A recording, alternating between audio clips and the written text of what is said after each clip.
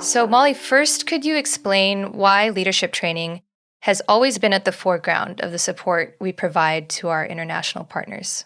Yeah, it's a great question. I think it's one of those things that the Global Autism Project has been best known for clinical practices and business practices, but really, of course, wrapped around and underneath and all the way through has had to be leadership training. And not just leadership training in terms of like the pragmatic how to be a leader, but really getting people to see themselves as leaders, to show up in the world as leaders, to believe themselves to be leaders. Because honestly, and we've been, saying this since, I don't know, the early days, like, it doesn't really matter if you have the best clinical services in all the land, or you even have the best support services in all the land.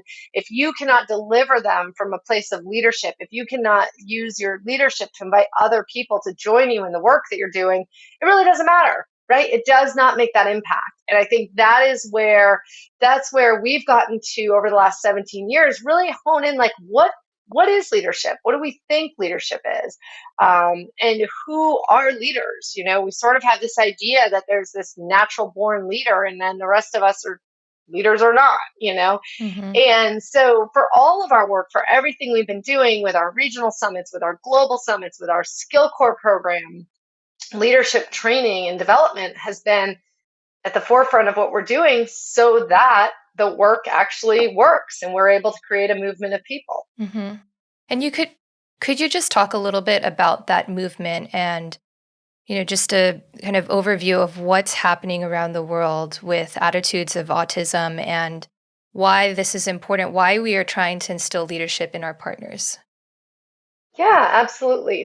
So, in the last 17 years, when you talk about attitudes towards autism, we have seen a global seismic shift in terms of not only attitudes towards the autistic community and also the resources, right? In 2003, when I started the organization, it was because on my dial up internet cafe in Ghana in 2003, it was nearly impossible. And actually, it was a satellite internet cafe, it was a fancy one, but it was nearly impossible to find resources. And what I found were more people around the world looking for services for their child. And, had it stopped at just finding services for your own child, it wouldn't have created the changes in the attitudes and the ideas around autism, right? It is Hmm.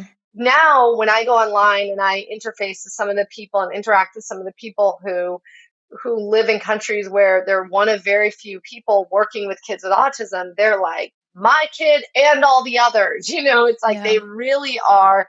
They're taking on that leadership. They're taking on that role of really making sure that when their kid gets services, everybody gets services, right? So I think kind of the importance of leadership in that is so clear, right? It's like you need a voice, you need something to kind of rally around and follow. And I think um, the other place that we've seen a lot of leadership in over the years in terms of attitudes and shifting towards autism is a growing and more organized and more well-led voice of the global autistic community, and that's been really important as well. So I think when we look at how things have changed in 17 years, you just can't, it's apples and oranges. I mean, you can't even imagine where we were 17 years ago when you see where we are today. And it's exciting to think about what is to come, right? Like we continue this Yeah. work, we continue building Yes. leadership skills in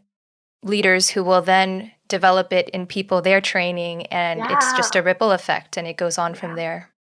Yeah, and we're seeing it, right? We really see it. And I think, when you have a mom, I think about our partner in India, right? A mom who is so passionate and so dedicated in getting services to her own kid, and she moved away from her city to get services. And that's great. And that makes a difference. And it's important to make a difference for one kid. And there's a lot on people's plates. And also, when she is showing up as a leader for the movement, when she's showing up, giving people information about autism, supporting other parents and organizing people, it's like that's where you see that intergenerational, like it will go on, like legacy level shifts. So Right. it's really cool. You've been watching Autism Knows No Borders. If you like this video, please give it a thumbs up and subscribe to our channel. Also, we'd love to hear from you, so let us know what you think in the comments section. Click here to watch this interview in its entirety. You can also find us on your favorite podcast app. Tune in each week for engaging conversations of how people across the globe are inspiring change and building community. Thanks for watching. Take care.